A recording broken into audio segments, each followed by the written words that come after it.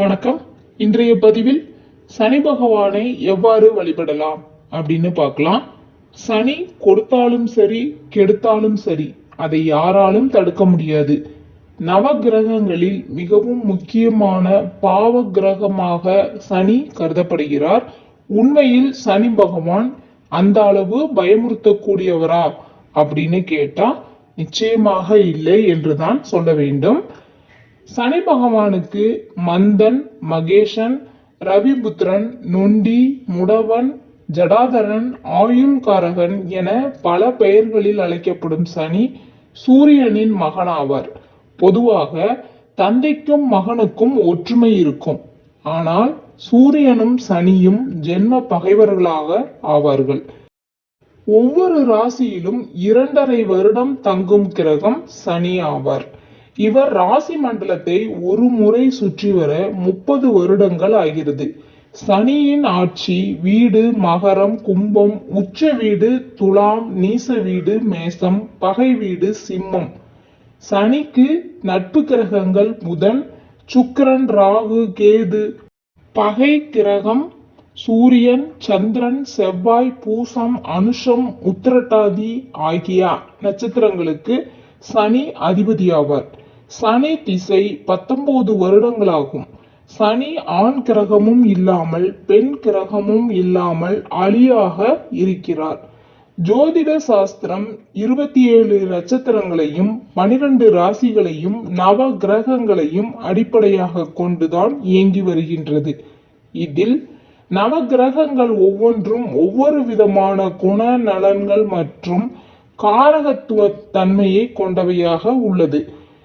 சனியின் வாகனம் காக்கை, எருமை. உலோகம் இரும்பு.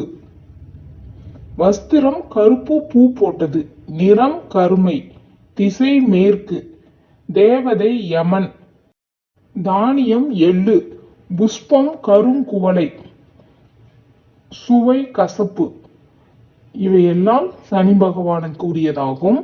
சனி பகவான் ஸ்தோத்திர பிரியர். சனி தோஷம் நீங்க சனிக்கிழமைகள் தோறும் விரதம் இருந்து சனி பகவான் சந்நிதியில் 2 அகல் விளக்குகளில் நல்லெண்ணெய் ஊற்றி தீபமிட்டு எள் அன்னம் நைவேத்தியம் படைத்து மனமுருக சனி கவசம் சனி பகவானை வேண்டினால் அஷ்டோத்திரம் பாராயணம் செய்து சனி பகவானின் அருளை பெற முடியும். முடிந்தவரை ஏழைகளுக்கு எள் அன்னம் கருப்பு வஸ்திரங்களை தட்சணையுடன் தானம் தரலாம். சனி பகவானை நேருக்கு நேர் நின்று வணங்காமல் பக்கவாட்டில் நின்றவாறு வணங்க வேண்டும்.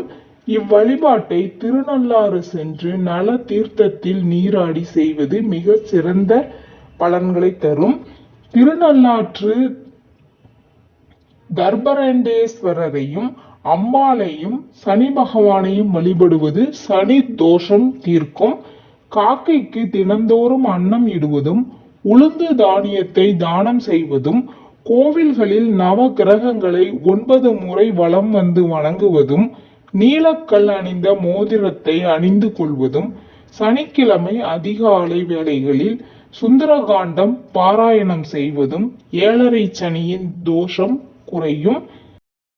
சனி தோஷத்தினால் துன்பம் அதிகமாகும் நேரங்களில் கருப்பு தோல் அகற்றாத முழு உளுந்து தானியத்தை 108 என்ற எண்ணிக்கையில் இரவு தலையணை அடியில் வைத்து உறங்கி பின்னர் காலையில் எழுந்து நீராடி சனி பகவானை 108 முறை வலம் வந்து ஒவ்வொரு வலம் முடிந்தவுடனும் ஒரு உளுந்தை தரையில் இட வேண்டும். உளுந்து தானியம் தானம் சனி பகவானின் நல்லாசி கிடைத்திட அருளும். தேங்க்யூ.